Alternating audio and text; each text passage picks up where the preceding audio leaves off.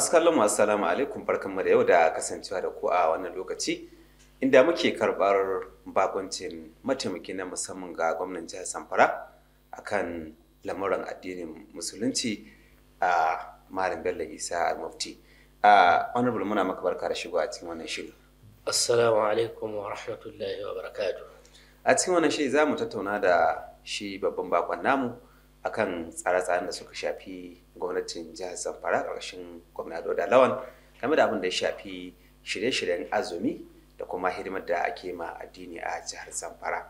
Ni Mas'ud Ibrahim Bangul ne zan jagoranci gabatar da wannan shiri. Honorable, da ku aka yi gwagwarmaya kafa wannan gwamnati, duk inda gwamna ya shiga wurin neman yakin zaɓe kana 'yan gaba-gaba wajen faɗakar da al'umma musamman a addinance na cewa zaɓen wannan gwamnati za ta kawo sauyi, ma'ana ruga da sabo.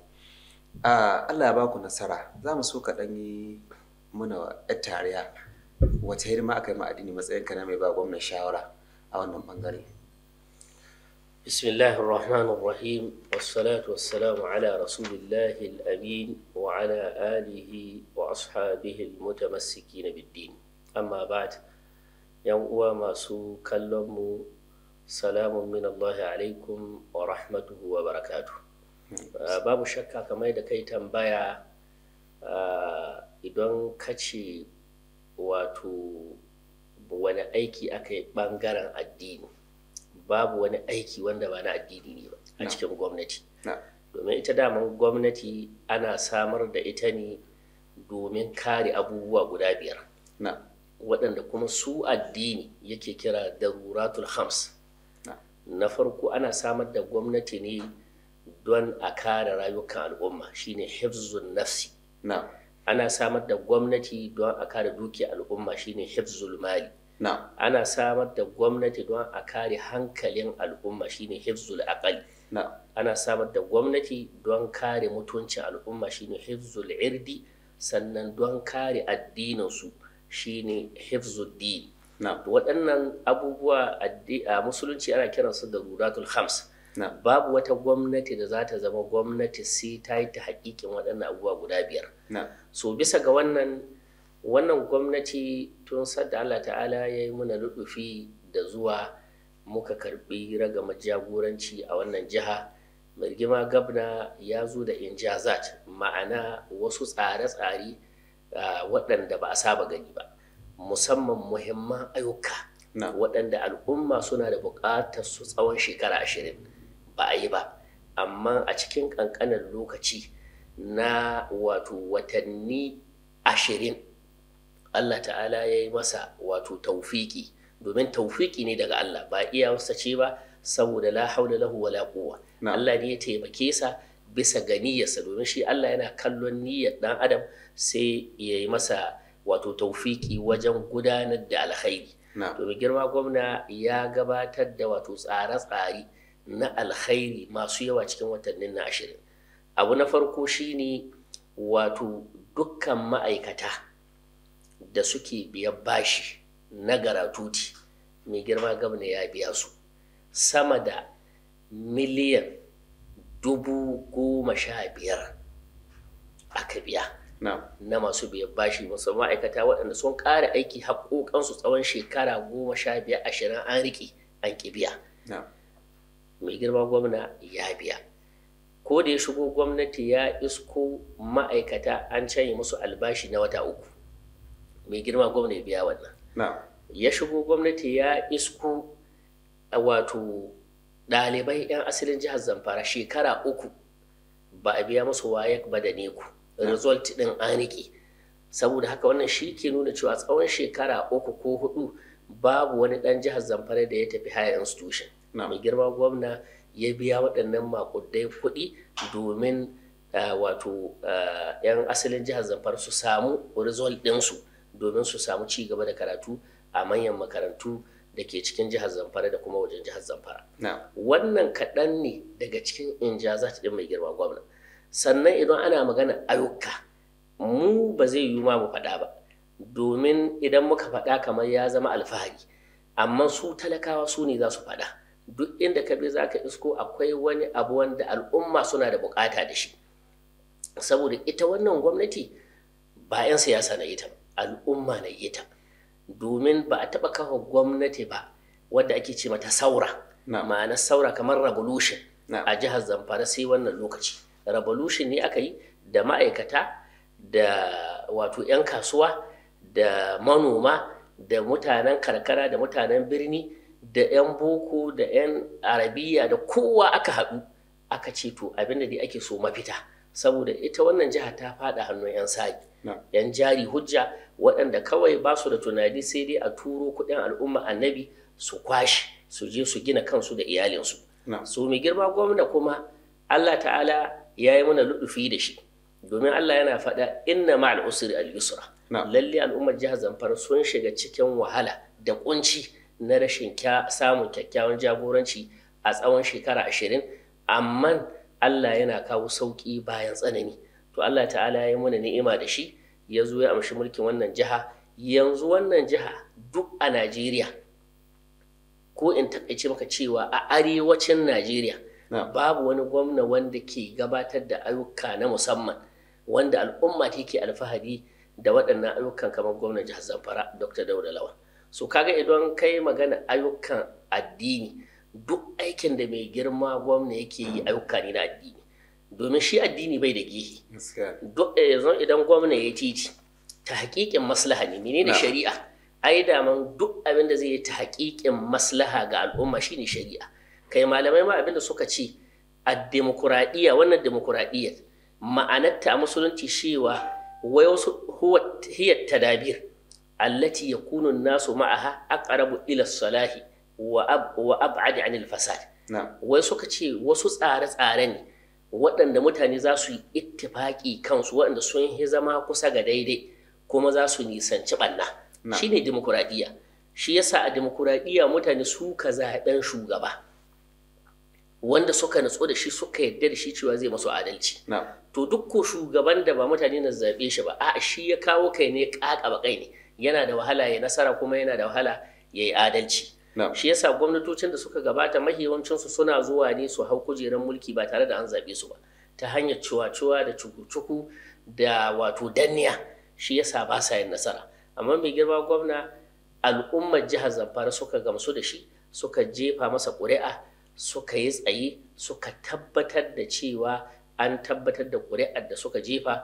Allah ta'ala ya kawo shi. Shi yasa kaga ayyuka na alkhairi. Shi yasa mu a janibinmu muna ganin kamar alfahari ne ma wanda yake cikin gwamnati ya fito yana faɗa cewa an yi kaza, an yi kaza, an yi kaza.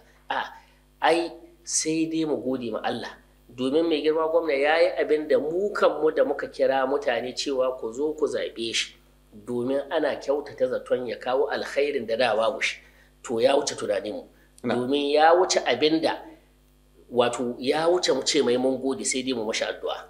Wannan shi ne a takaice. Honorable, matsayinka na mataimaki na musamman ga mai daraja gwamna akan lamuran addinin musulunci a jihar Zamfara, waɗannan tsare-tsare aka fito da su musamman na ƙara inganta alaƙa tsakanin gwamnati da malamai ta hanyar buɗe ƙofa na karɓa shawararsu da kuma tattauna da su? Wato babu shakka kamar yadda na faɗa, ita wannan gwamnati ce ta al'umma, tattare da cewa gwamnati ce ta demokuraɗiyya, zaɓen ta aka yi, amma ai zaɓe ya wuce. Yanzu magana ce ta jagoranci, da wanda ya zaɓi wannan gwamnati da wanda bai zaɓe ta ba da wanda ya zaɓi wata, yanzu dai wannan ya wuce. Jagoranci ne, haƙƙi ne ga dukkan al'umma. To shi yasa wato abin da ya shafi wato jawo malaman addini da kuma masu alaƙa da karantarwa ta addini a cikin gwamnati, wannan wajibi ne, ba tare da kallon ɓangare ba ko ra'ayinsu na siyasa, domin a yanzu ba lokaci ne na siyasa ba. Amma kowa yana da hurriya, ma'ana yana da dama, yana da inci ya yi abin da yake wato so, ma dama abin nan ba zai cutar da al'umma ba. So wannan gwamnati ta yi ƙoƙari wajen wato kauda wato hayaniya da kuma wato gurɓatattar fahimta na wasu da ke ganin cewa wato malamai sun shiga cikin hulɗar siyasa, ko kuma idan malami yana da wani na siyasa shi kenan yana faɗa da gwamnati. to wannan gwamnati ta kau da wannan. Duka malaman nan da ma wanda bai tare da wannan gwamnati da wanda yake tare da ita duka muna musu kallo guda, kuma muna girmama su bisa ga siffar da Allah ya ƙara musu ta zaman su shugabannin al'umma. So ba mu da ɓangare dukan su ga baki ɗaya. Shi yasa samina da aka shirya mun kira dukan malamai, ba ma kallo a ɓangaren harkar addini muna cire siyasa a ciki, ba ma kallon ma malamai a matsayin 'yan siyasa. Bigaddil nazari an cewa da yawan su suna yin siyasa kuma suna da ra'ayinsu, amma ai ko addinin musulunci babu inda Allah ya ce dole sai kai musulunci. Cewa yi faman sha'a falyu'min wa man sha'a falyakfur, inna a'tadna lil kafirina sa'ira, ko ba haka ba? Saboda haka wanda ya ga dama to yayi imani, wanda kuma ya ga cewa shi ba zai yi imani ba to yayi kafirci, amma ya sani an mashi tanadi na azaba mai radadi. To wannan shi ke nuna cewa mu a gwamnati muna tafiya, wato tafiya ce ta tsari wadda ana tafiyar da jagoranci ne ba tare da kallon wato ra'ayi ba ko kuma fahimtar wani. Duka muna kallon cewa abu guda muke, duk 'yan jihar Zamfara muke, kuma alkhairi muke so ga al'umma mu da jihar mu. A matsayin gwamnatin al'umma kuma wadda al'umma suka zaɓa kamar da kai bayani, wani shiri kuka yi na ganin an tukari wannan wata na Ramadana, tun daga tsare-tsaren tafsiri har abin da ya shafi tallafa ma al'umma domin ganin sun gudanar da ibada a cikin wannan wata? Babu shakka shine muka fara da gabatar da samina. Wato wannan samina an gabatar da ita ne abu na farko don a samu haɗin kai, kamar an gabatar da muhadarat a wajen, ma'ana wato lectures da aka gabatar, waɗanda malamai guda 4 suka gabatar, kuma malamai 4 suka masu ta'aliki, wanda waɗannan seminar da aka yi ko ƙara ma juna sani da aka yi, an yi wannan ne domin a samar da wato haɗaka ta malamai su sadar da zumunci, kuma a ƙara ma juna sani, kuma gwamnati ta kusanto da su cewa su ma al'umma ce wadda gwamnati ke alfahari da su, wanda a wannan wuri duka mahalarta a faɗin wato ƙananan hukumai 14 suka zo da suka saurari wannan. An samar da kyaututtuka gare su wanda za su faranta musu rai, wanda kuma daga baya ma mai girma mataimakin gwamna ya ba da shawara cewa bayan wannan ma kyaututtuka da aka ba su, to ya kamata a bi su da kyaututtuka na abinci da ayyukan da suke yi ga al'umma, kuma gwamnati tana tare da su. Mai girma mataimakin gwamna ya ambaci haka cewa gwamnati tana alfahari da su kuma tana tare da su, kuma a shirye gwamnati take ta karbi shawarwari daga gare su, a shirye gwamnati take su faɗa mata gaskiya kuma ta yi amfani da wannan gaskiyar. Wannan shi ne. Bayan wannan mukala da aka shirya domin ƙara haɗin kan malamai da kuma gogewa ga da za su gudanar da tafsiri don isar da sakon Allah ta hanyar da ya dace, ko akwai wani shiri da gwamnati take da shi na ganin an kauce ma kalaman da kan iya kawo rabuwar kan musulmi musamman a kafafen labarai? Gaskiya yana daga cikin abin da aka gabatar a wannan samina din. Kamar an gabatar da lacca wadda wato Sheikh Malam Ahmad Ibn Umar Kamu bai gabatar, shine adabul ikhtilaf fil Islam, ma'ana ladubban sabani a musulunci.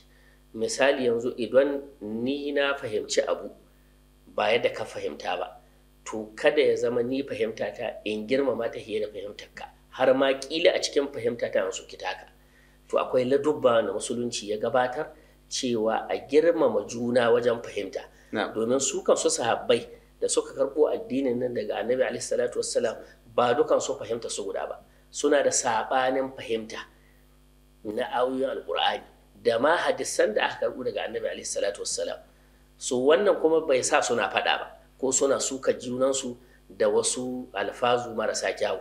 So wannan shine aka gabatar. Sannan kuma da lecture da aka gabatar wato mu'ahilatul mufassir, ya zama shi mai tafsiri yana da cancanta ya tafsiri ta hanyar yana da ilimi, yana da sifa ta kyawawan ɗabi'u, kuma kada ya zama cewa a cikin tafsirinsa ya yi amfani da dama da yake da ita ya dinga kalamai na batsa ko kalamai wanda sun saba ma al'ada da shari'a da kuma wato karantawa ta addinin musulunci.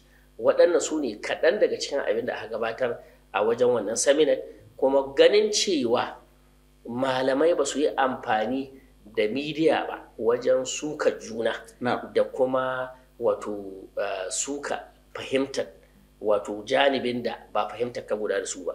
Kuma alhamdulillah an samu kyakkyawan nasara, mutane sun saurara, kuma muna kyauta zaton za a yi amfani da abin da aka samu a wajen wannan wato taro na ƙara ma juna sani. A gwamnatance a shekarar ta gabata kun ɗauki nauyin tafsiri na malamai a kafafe daban-daban domin isar da sakon Allah cikin sauki sabanin yadda aka saba, sai malamai sun tafa gauni a dukan mutum wa zai bukata. A wannan shekara ko akwai irin wannan tsari? Ƙwarai kuwa, domin a shekarar ta gabata mun ɗauki malamai kusan 38 wanda a wannan shekarar mun faɗaɗa sun fi haka, sun kai 50 da ɗoriya, wanda a nan gidan rediyon Zamfara mun ba su malami 12, wanda gidan rediyon Gold City muka ɗauki nauyin malami 10, gidan rediyon Bishin FM malami 5, gidan rediyon Frad FM malami 7, sai Gamji kusan ina ga malami 16 aka bayar a Gamji, domin Gamji ita tana haɗe da TV da kuma rediyo, sai wato NTE malami 5, wanda kuma Nagarta rediyo da take a jihar Kaduna can kuma malami 8.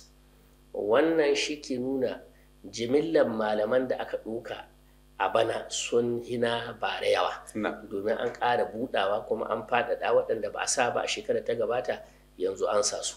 Wanda wannan gidan TV ma naku ya kamata a ce yana daga cikin waɗanda za su yaɗa karatuttukan da za a yi a cikin wannan azumi.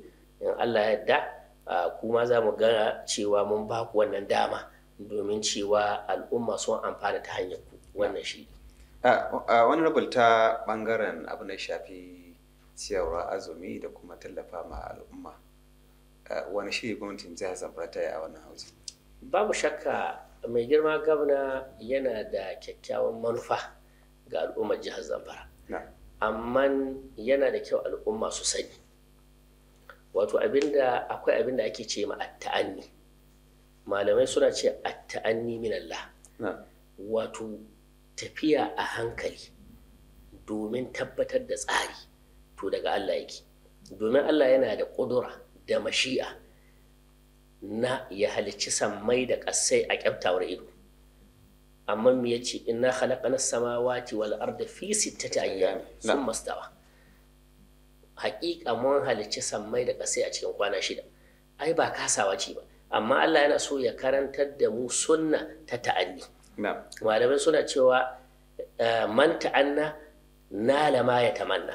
Don mutumin da yake tafiyar da lamuransa a hankali, to zai samu biyan bukata a cikin lamuransa. To wannan shi yasa mai girma gwamna duk abin da za a yi sai ya tsaya ya mashi karatun natsuwa, ya fahimci menene alfanunsa da wato fa'idantarsa ga al'umma. Domin ba zai yi kawai don mutane suna da bukatar abu ba, amma a zahirinsa yaudara ce, ba taimako ne na al'umma ba. Domin babu inda aka ce a samar da gwamnati don ta raba mutane abinci, babu. Duk gwamnatin da ke yin haka nan yaudara ce. Amma idan aka fahimci cewa al'umma lalle tana da bukatuwa da haka a wani lokaci, to sai a yi wannan din. To shi yasa mai girma gwamna aka yi nazari, aka ga cewa ba mu ɗauka cewa an saba wato ko Bahaushe yana cewa sabo turken wawa. To an saba ba magana ce ba, menene zai zama fa'ida ga al'umma? Ai yana iya yiwa an saba yin abu a da yana da amfani, amma a yanzu cutarwa ne. To sai a ci gaba da kalmar an saba, ko a ci gaba da aiwatar da wannan. Yanzu zamani ya canza, dole ne a zo da sababbin abubuwan da al'umma ke bukata. To amma tattare da haka mai girma gwamna ba zai yarda kawai a ɗibi wato kuɗin al'umma annabi ba, ganin cewa ana da bukatuwa da abubuwa da yawa, kuma kawai a je a kashe su ga abinci, kuma ya zama cewa wannan abincin biliyoyin da aka kashe, kilan idan aka kai shi a wani kila tiya guda zai samu, amma an faɗa an ce an kashe billions. So shi yasa yake taka tsantsan ganin cewa ba a yi banna da dukiyar al'umma ba. Amma duk da haka ya ba da dama ga ciyamomi na ƙananan hukumomi su sayi wato buhu 2,000 tsakanin shinkafa da masara da gero da suga, su raba ma al'umma su a ƙananan hukumomin su, wanda kuma mu a namu bangare na wato ma'aikatar wato Directorate of Religious Matters mun tsara kuma mun ba da shawara ga mai girma gwamna cewa a samar da santoci guda 200 ganin cewa an yi abinci da faffi, domin akwai mutane masu rauni waɗanda ko abincin ma ka ba su ɗanye ba za su iya dafa ba, da zai zama matsala gare su. Amma idan ka samar da abinci wanda yake shi an riga an dafa shi an gyara shi a ci kawai za a yi, to ire-iren waɗannan mabukatan za su amfana da shi.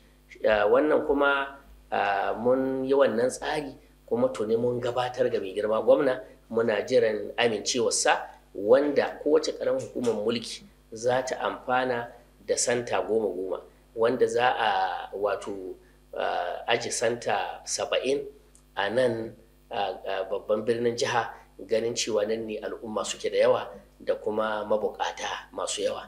So idan Allah ya tabbatar da wannan, kaga cewa ƙananan hukumomi za su raba abinci a yankunansu. Nan kuma a mataki na jiha za a yi santoci guda 200, sannan kuma a mataki na jiha ma za a raba abinci gwargwaron hali. Amma abin da nake so mutane su gano cewa ita gwamnati ba ta iya ciyar da mutane, don daman ba a samar da gwamnati don ta ci da mutane ba. Kada mutane su dogara da cewa ai gwamnati wato kamar yanzu ka san kamar ana mai da ma cewa kamar wajibin gwamnati ma ne ya zama cewa ma kada wanda ya je yunwa. Babu kuma inda doka ta ce haka nan, ko kada wanda ya ji bai da kuɗi.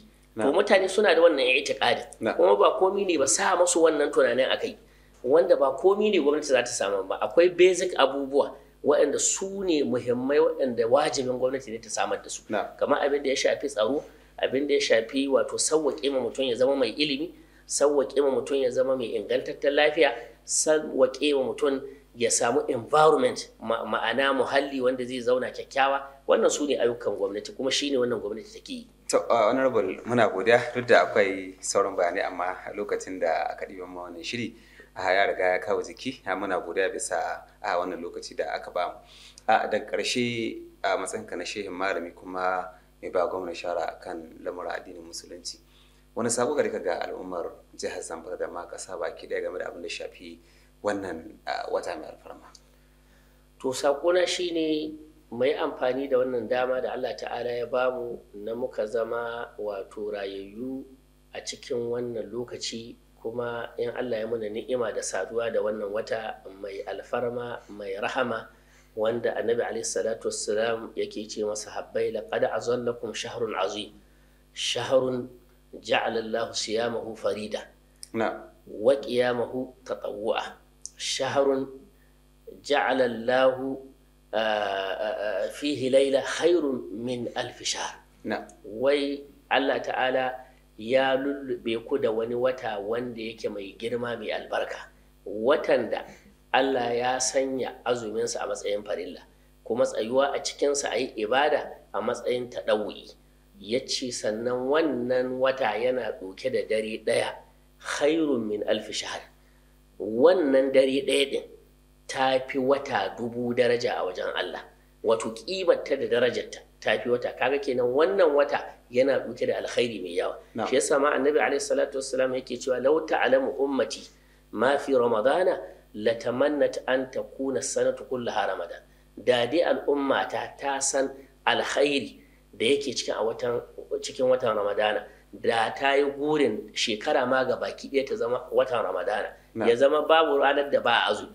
So saboda alkhairin da ke cikin wannan wata na ramadana, saboda haka mu yi amfani da dama da Allah ya bamu, mu yi ibada mai yawa a ciki, kuma mu rage a shigaru, mu koma ma Allah, mu yi addu'a, domin shi mai azumi musamman a cikin watan ramadana, annabi yana cewa sumtu sa'imi tasbihun. Mai azumi a cikin ramadana yayi shiru, to ana ba shi ladan mai yin tasbihi. Ba a son surutu, kila wa kala ba a so.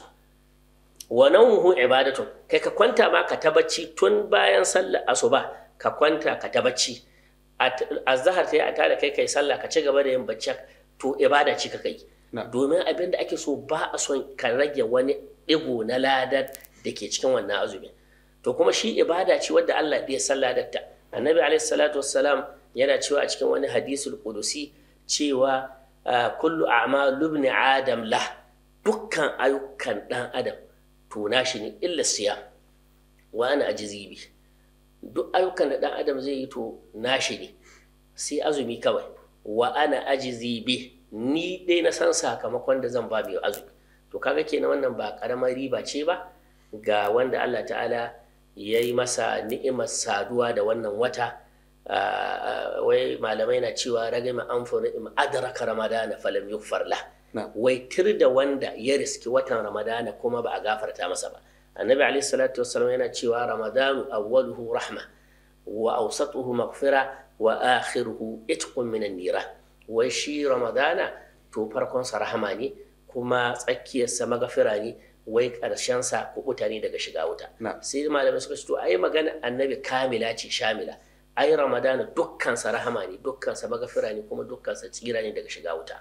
So da wannan kaga ya kamata mumini ya yi amfani da wannan dama ya yi bauta Allah mai yawa, kuma ya yi amfani da damar shi komi yake da shi, komi zama ne kankani, ya yi sadaka, ya yi ciyarwa. Annabi alaihi salatu wassalam an ce huwa ajwadun nasi, shi ya fi kowa kyauta duk duniya.